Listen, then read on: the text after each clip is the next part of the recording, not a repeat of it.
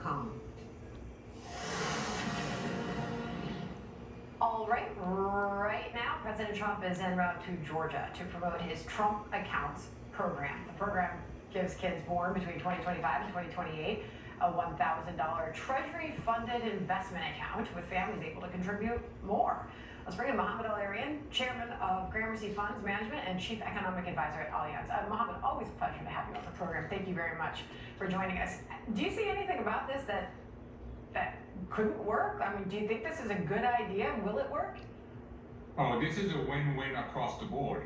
It enables people to get into the capital markets early, and as you know, the capital markets is one of the things that makes the U.S. so dynamic.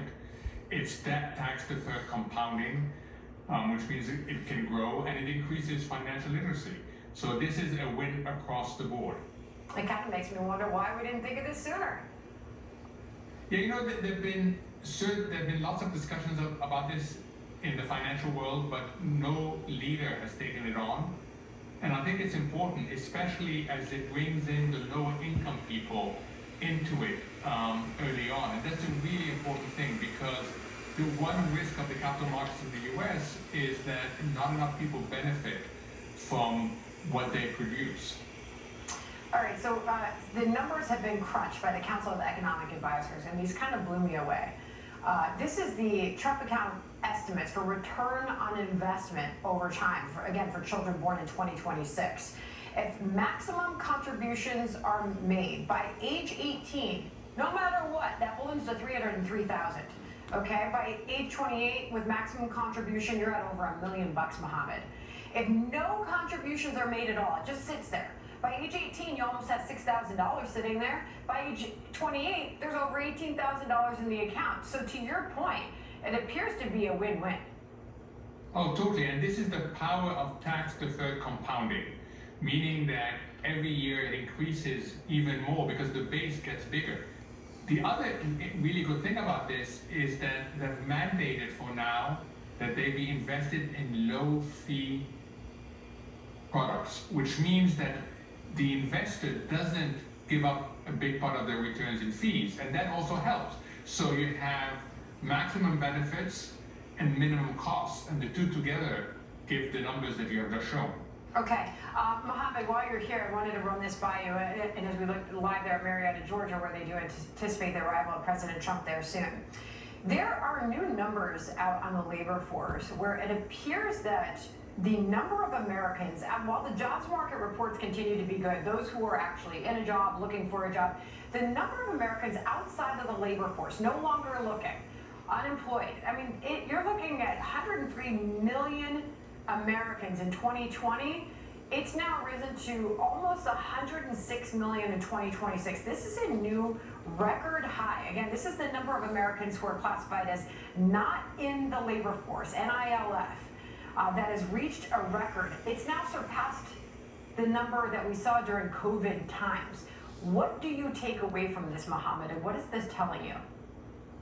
It's a worry, because if you look at the unemployment rate, that's very low. Mm-hmm. If you look at the people who are working, actual working, their number has gone down.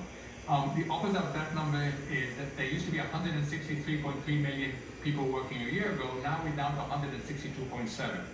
The labor force participation, how many adults are in the labor force, has come down. There are many explanations for this number, from immigration to skill mismatch.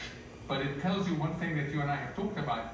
We worry about the supply side of the labor market. There's plenty of demand. If anything goes wrong, it's going to be on the supply side. And you see it already in construction and in agriculture. You know, just digging through some of the findings from this report and some of the analysis from it, it's an aging population, so it accounts for a lot of the retirees, but also it's a focus on women versus prime age men in this country. Do you have anything to add to that? It's very surprising, because you're getting the men who are exiting the labor force, and that's surprising, because you'd expect it to be the same on both. And that's why the one thing to worry about is skill mismatch. Is our economy evolving in such a way that unless you have lifetime training and learning, you risk being left out. And that is the issue that I can guarantee you that a lot of economists are looking for, because it's so consequential. That is really fascinating. The economist who was quoted in the article called it a big problem, said with the flight from work of prime-age men and what's been carrying the overall prime-age labor force participation has been the strong involvement of women, not men. I'm calling up Mike Rowe because I want to dig into some of this later on with him, because I know he's got a lot to say on that. Mohammed, thank you very much. Always a pleasure. Thank you. Thank you, Sandra. All right, Jillian. All right, thank you, Sandra. Break in a moment ago. A trial date is now.